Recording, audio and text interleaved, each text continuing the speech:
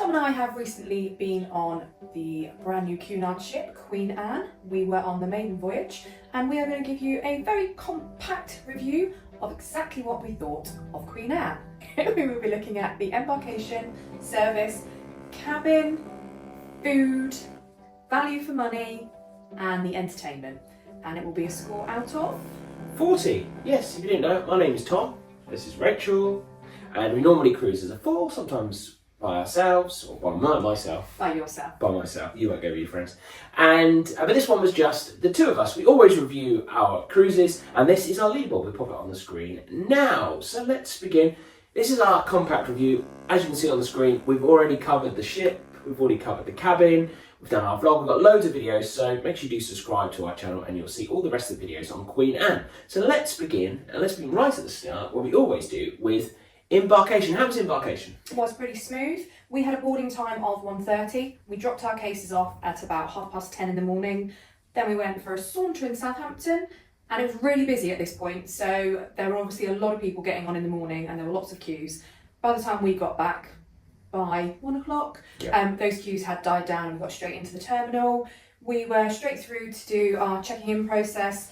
There was a cargo ship going through, so they did have to hold on boarding passengers onto the ship. That round, we were informed continuously what was happening, how long it was going to take. The whole process, I think we were actually on the ship by 1:30. So yeah, it was really efficient. It was made for our terminal, but these days now in Southampton, the port staff are really, really good. So that was excellent. All I would say is, I always say, like with P&O, Carnival UK, give them an app and it will make it even more efficient. For that reason, I've deducted a half, but nothing to do with all the staff in the terminal. Excellent. 4.5. 4.5 for embarkation. Let's move on to the ship. Now, Queen Anne obviously began service in May 2024, where we are now.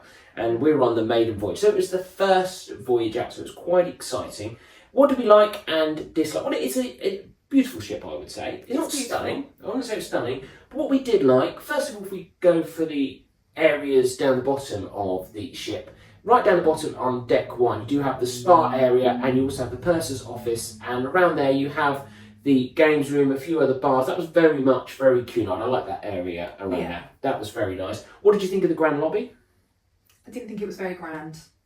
No, it was... In fact, I couldn't actually remember which part of the grand lobby was because it made that much of an impact on me. I thought it was quite classy. I thought it was quite subtle. That mural, I think what you call it. Mural, yes. Mural?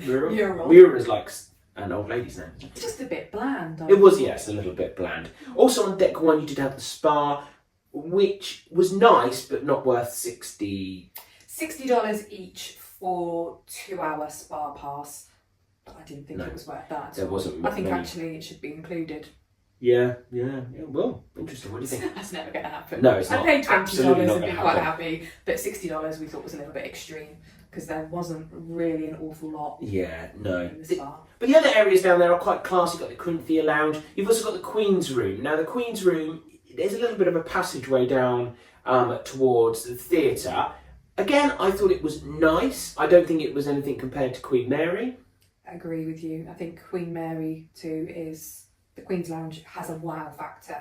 I didn't really feel that the Queen's Lounge on Queen Anne did have that. You would kind of just walk past it and not really know that it was something special about the ship. Yeah, nice without the wows. The theatre, now the theatre is very large, 800 seats in there.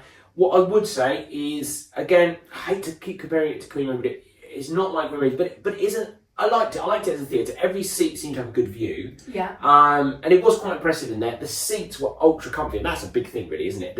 It matters what's really on the stage, isn't it? Yeah. And ultra. It was functional. Yeah, very functional. And it did look quite classy. I did quite like that. The things that I would like to improve before we go on to the top decks, I would say the casino area and bar was very small, and it was just by the theatre, which did cause a little bit of a backlog, didn't it? It could get quite clustered in that area. Yeah, it's almost like the casino was an afterthought of just a little area that's been put off to the side. And actually it was fairly busy.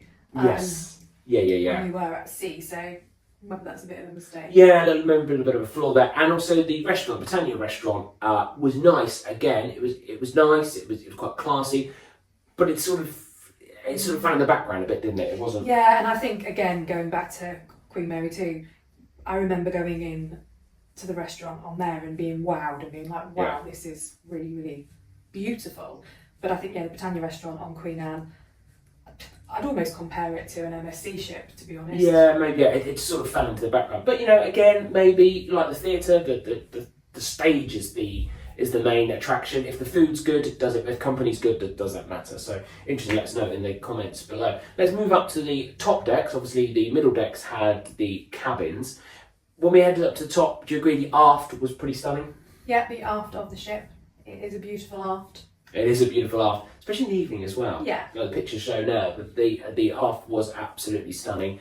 The pavilion was really nice. Yeah, the pavilion's a really nice touch. That was a wow. See, that was a wow, yeah. And the area around it. The area around it, yes, I would agree. And great with the roof coming up. You had the sky bar as well, which closed early, but that was... Yeah. I think we saw it open about 3 times, actually. Yeah, but on a Canaries cruise or I think it'll be open quite a lot. Commodore Lounge, always love that. Yeah. Really class place, absolutely love that. We found it took a while to get, because it's weird when you've got to get up, you've got to sort of go up different stairs, don't you, the front. You almost got to go past a load of cabins and you go up into the Commodore Lounge bit and the front. So that was a bit of a weird design, wasn't it? Yeah, I think I did find the whole layout. I think by the end of 7 days, we had mastered the ship, but it did take a lot longer than normal to navigate around. There was lots of going up, going down to get anywhere, so it was a bit of a... Yeah, most definitely. It's that we did find a bit strange. Now, up on deck 14, right at the forward end, is an area, it's covered up. So on each wing, you've got golf, you've got paddle board, racket board, yeah, and then you've got something, a court, and then at the front, one side is a smoking area, and the other side is just a covered area where you can sunbathe. And the problem with that is it is quite a job to get up there. So if you might almost give up smoking because it's quite a job to get all the way up to the top there. And what I'm thinking is, will other people be attracted to that area if there's smokers? And it doesn't really matter to me, but will it, vapours? Will that area just be left empty? And I think what's also very interesting about that is when we first got on the ship, there were sunbeds all laid out either side, which was pretty strange anyway, because the whole area, as Tom said, is covered. By the end of our cruise, there were tables and chairs, which was a much better layout and setup for that area. But again, I think it is quite a wasted space, unless you're somewhere really, really hot, where you could go and just try and find shade and sit at that part of the ship. There were never really that many people up there. No, it was and just... And it was as a vapour, it was a long way to go. And it was nice weather as well on our cruise. We had really nice, lovely weather. So, yeah, an interesting area. Whether they adapt that, I did notice on the last couple of days they had massive signs saying no smoking in the area that's not. So that will be interesting how they develop that. 2 last things. I know we've gone from the bottom part of the ship already, but we've done 2 videos. One on the promenade deck, which is just for walking and jogging. Did you miss the deck chairs?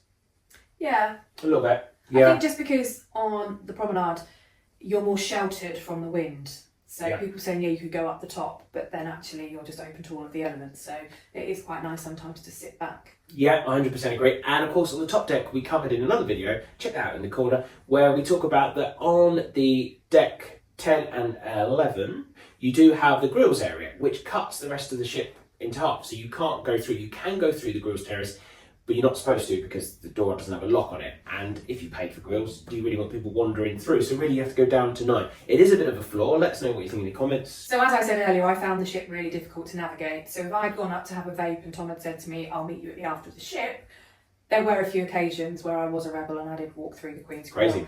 Just because I couldn't figure out how to get there. I did by, obviously, the end of the week know that I could go down to 9, but it was a lot quicker just to walk straight through. I think they're fine with it in the evening and the mornings when there's no one there. Yeah, I mean, it wasn't packed. The Queen's Grill, actually, I don't think it was that busy at any point we did. No, I think it would be, especially on the terrace. Yeah. A nice, classy ship, less wows, a few strange things. What would you give it out of 5? I can't remember what we gave the ship out of 5. I think you gave it a 3.5. 3.5, I'd give the ship. Yeah, I think I'd give it a 4. So should we go for 4? Okay, we'll go for 4. Look, I'm happy to go 3.5. I'll go with you. Okay, we're going 3.5. I have to change the end score. I was going to say this might change the end score. Yeah. So we're going for 3.5. It's no Mary. It's no Mary. Let's move on now to the cabin. The cabin was an inside cabin. I will quickly let you know what I liked about the cabin. I liked the bed. The bed was absolutely gorgeous. Wonderful sleep. I loved the bed. The television in the room is great. It's the same as Princess and P&O, and they've got all sorts on their radio, films. Yeah, it's a really, really good system, isn't it? Loads of plugs. There was a couple of British, a couple of European, there was about 3 American, loads of plugs throughout the room. The bathroom was of a good space, and yeah, so it was quite practical. And it did look quite classy, it looked quite subtly good. What did we not like about the cabin? So when we did first arrive on board, our cabin, so you would expect going on a maiden that you might be one of the first people to sleep in the room. Yes.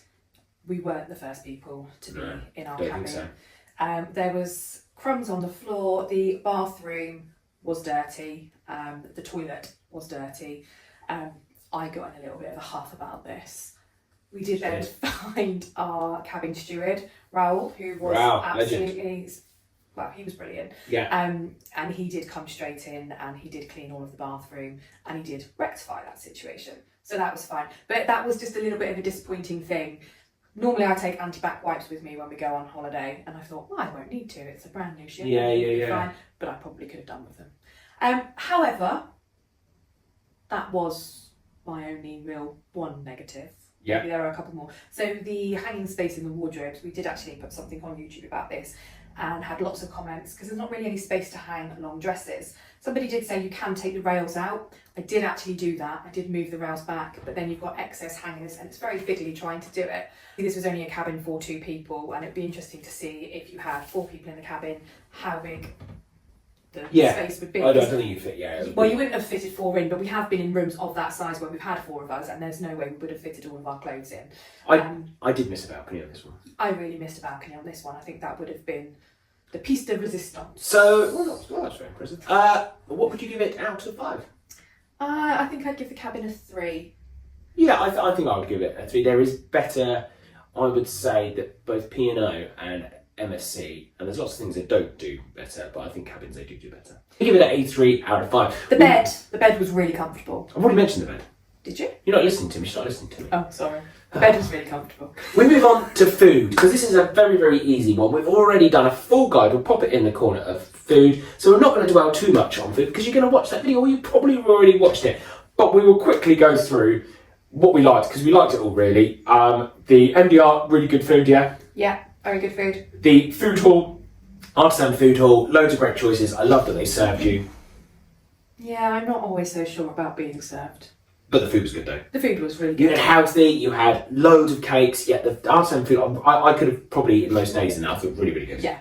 It was absolutely lovely. Then the obviously extra things that are included, great that you had the Wellness Cafe. Wellness Cafe. Yeah, the Wellness Cafe was good, wasn't it? Yeah, that was really good. The grill. The grill was of a good standard for a grill. Other options, Corinthia Lounge, and of course we've already done 2 videos. We're not going to talk about it anymore, but we loved afternoon tea. Afternoon tea, yes. There is now more options that you can go for the specialist restaurants. What we love, the Mediterranean was great. There's 2 parts to the Japanese. You've got the sushi and you've got Japanese. Yeah, they were both excellent. Japanese the best meal on that? What do you go for? Ooh, yeah, Japanese was the best meal. Yeah, love the sushi. The only just slight disappointment was the curry place, but hopefully they changed the menu. It just didn't really hit the spot for us. No. We were a bit drunk though, so... We were drunk, but normally if you're drunk, anything tastes good. We talk about it in the food guide. But we absolutely loved it. 5 out of 5 for food. We move on next to the entertainment. What did we like, Rachel, about the entertainment? I would say, again, amazing was the Bright Light Society. Yeah, Noir was absolutely fabulous, and I'm really gutted actually that we didn't see some of their other shows, because there are 3 that they will be performing. Yeah, but they're only doing 1 at the moment, Noir, but it was already on. The next cruise, it was already on. This is included, just book it when you get on board. It can get booked quite quickly. Yeah. It is in the Bright Light Society. Another good thing about the Bright Light Society is where there is a disco afterwards at 10:30. A disco, you sound so Disco. old. A nightclub, isn't it? A nightclub. Which you can always get now. No, and the other thing with the Bright Light Society, so you can only book onto it once per cruise. Yeah. However, you can at the end, so we did actually go and see the show twice, and we just queued up and they let us in at the last minute. So that's a good hint. What else? What we liked? There was Russell Watson on our cruise, which was a nice touch. He's got a great voice. He was good. He was very good entertainer, yeah. Yeah, they absolutely loved. There was lots of things going on in the daytime. You've got things like activities, dance. There was always line dancing. There was lots of dancing. There was things like they got the bows and arrows, archery, which is a great thing to have at sea, isn't it? We did actually. The bows and arrows? Yeah, that's what it's called. Archery. But it's called bows and arrows. Oh, is It's it? on the video now. It's called bows and arrows. I'm pretty sure it's called that. You've got the golf, you've got the simulator. So to be fair, there was lots of quizzes. Oh, and sorry, just to go back to the archery point. Yes. So sometimes when you go on a cruise ship, archery gets cancelled because it's too windy. However, on Queen Anne, the archery area is actually an enclosed space. Yes. So there would be no reason to cancel archery because it's not going to be too windy because it's enclosed. Perfect. Okay. And you can't kill someone.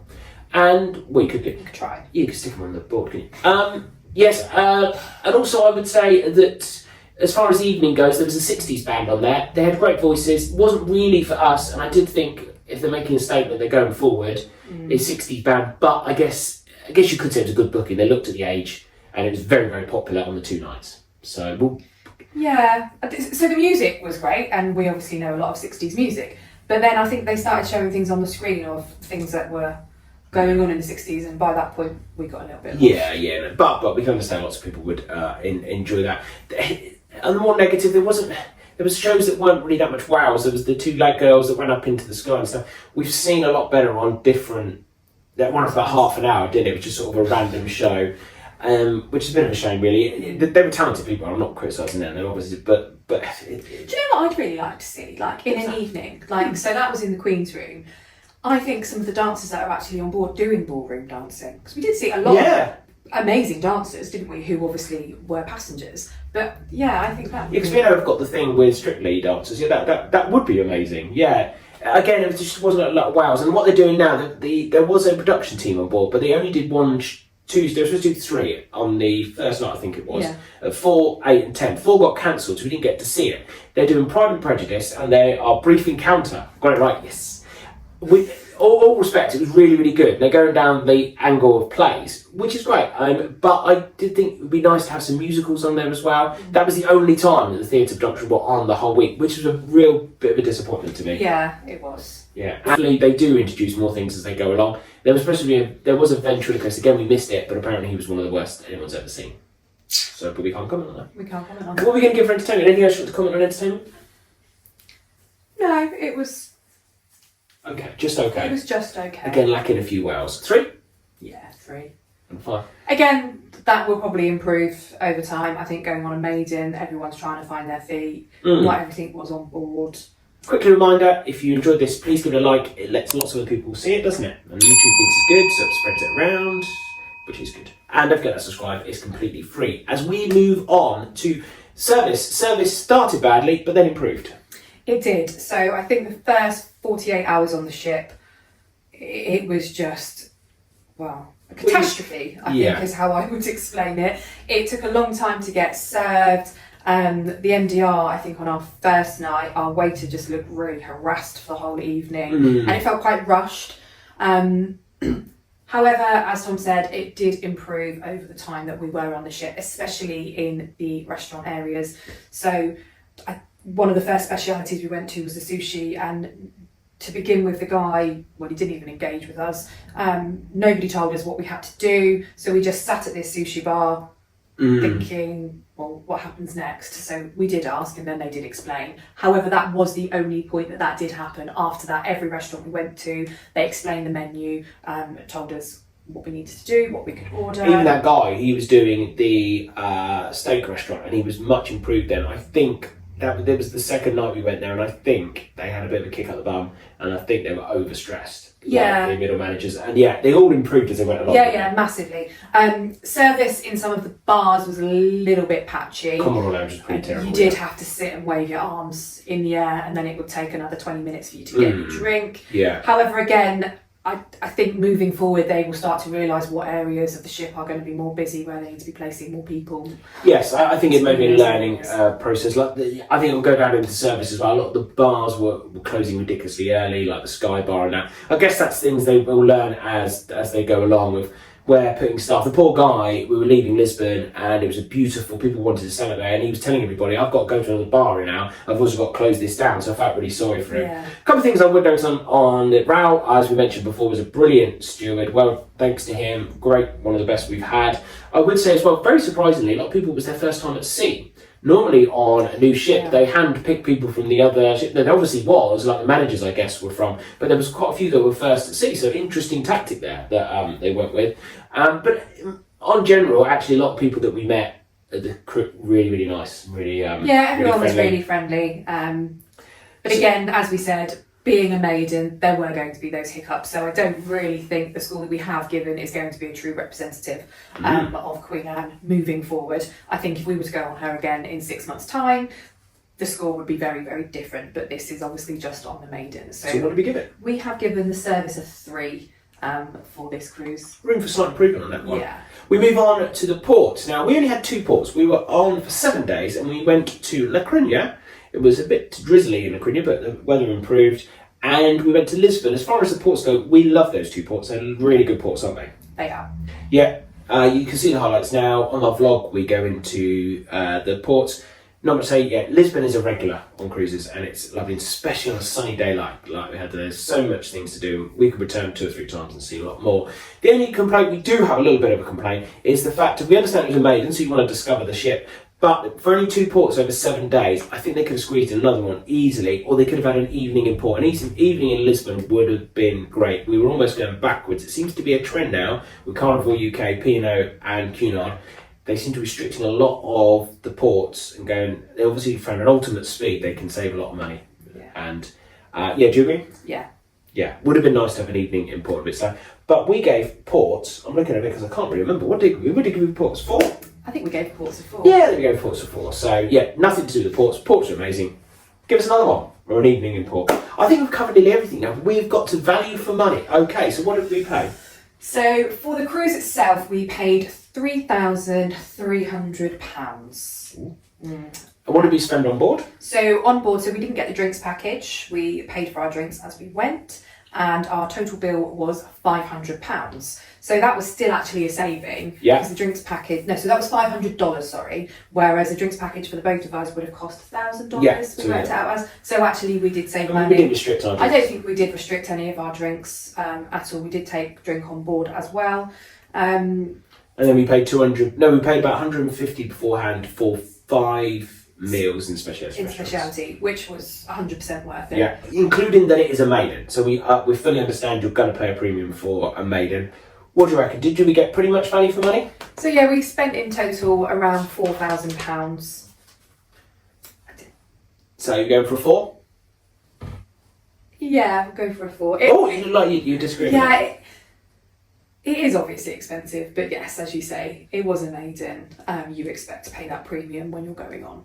Yeah. But for the food and everything else, yeah, it was worth £4,000. We did have an amazing week, didn't we? We did have an absolutely spectacular week, yeah. And I'd like to go back and do it all again. Yeah, most definitely. And I think, as well, I think if we had another channel, we wouldn't go on a maiden. Because I think once it settles down after 3 months, I think our score would have gone up. And we have considered that in our score as well. Yeah. We have considered our score. But the score ended up with 30 out of 40. Places it. Wasn't it 30 and a half? Or is that No, because you got rid of the half. Oh, I got rid of the half. Yes. So it's right in the mix there. It just about in the top 5 there. But it's still 5 points away from our leader, which is Queen Mary, joint with Sun Princess. So Queen Mary still rules the waves. Lots of videos coming up on the channel from Queen Anne. And if you just press on the screen right now, you get to see our full food guide to Queen Anne. It's a lot of food. It is.